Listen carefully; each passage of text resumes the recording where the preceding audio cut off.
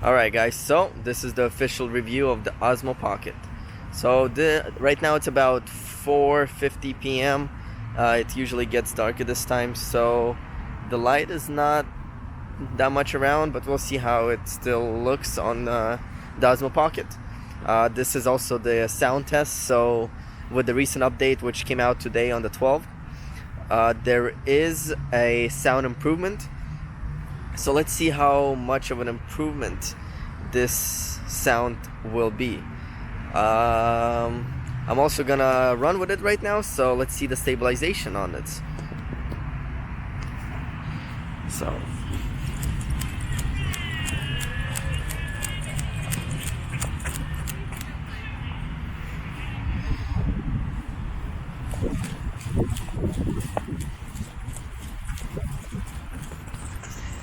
all right, so that's the stabilization test.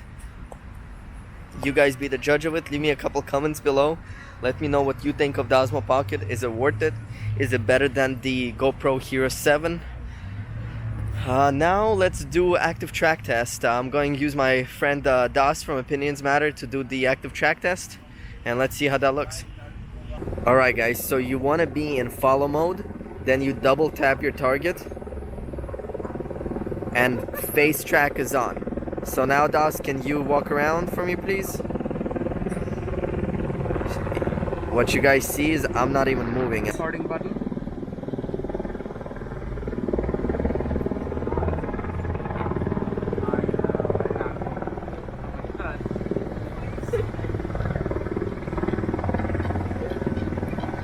So as you guys could see from his perspective, I'm not doing anything. It's doing it automatically. It's not perfect, it's losing him for a second, but it ends up picking him up, so I'm still happy about it. Alright guys, now let me show you guys the hyperlapse and what this little camera is capable of. So let's take a look. I'm here, by the way, in Echo Park in California, Los Angeles, California, near downtown LA, and I'm gonna do the hyperlapse for you guys. Guys, so that was the time-lapse feature of the Osmo Pocket. So it's about 5:20 p.m. Sorry, 5:15 p.m. and it's getting pretty dark. Let me walk away from the lights. Let's see. So this is actually like pretty much the real test of how the Osmo Pocket handles in the dark. Right now I could barely see myself on the little screen, but I think it's gonna be a little bit better when I transfer it to a bigger screen. But this is pretty much it. A low light test. As you guys could see, there's barely any light left. So they're doing a really good job face tracking me still in this dark.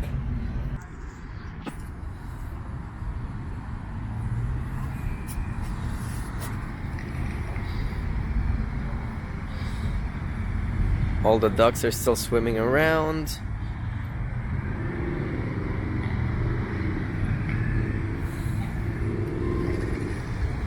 So let me know what you guys think. How good is this camera for the price that we paid, about $350?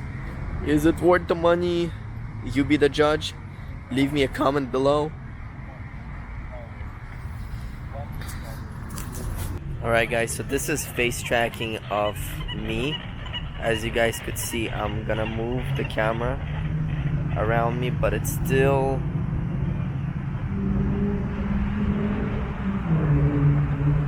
the camera, the gimbal is moving around, not me. I'm just moving my hand. So if I go down,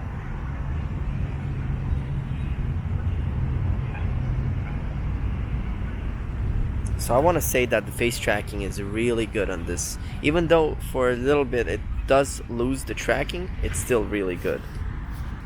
Alright guys, so I'm gonna take some pictures for you guys in the low light, and as you could see right now, it's pretty dark. This is kinda a night time test of the low light throughout this whole video. We started when it was about 4:30 p.m. Now it's about 5:30 p.m. So we'll see the difference and how the low light throughout the night goes with the Osmo Pocket. But I'm gonna take a couple pictures for you guys in the low light and see how they come out.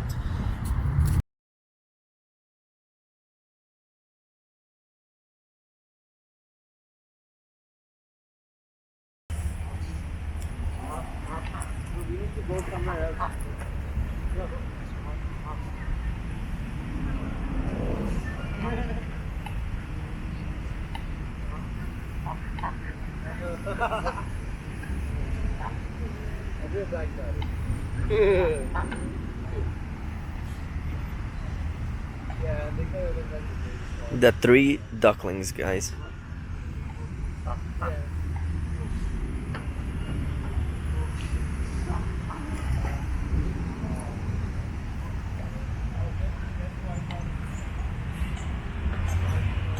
So this is a super fine quality video at 1080p at 30 frames per second. So let's see the difference in low light. I'm gonna walk towards the fountain. So this is super fine.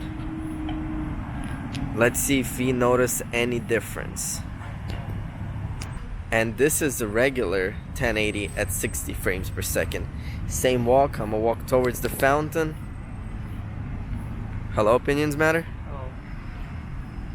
So this is a 1080 at 60 frames, non-super fine.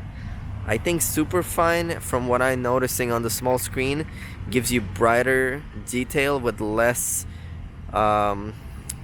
exposure.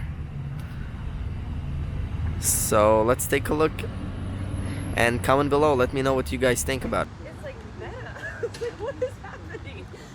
And I just read that on like breaking news when not breaking.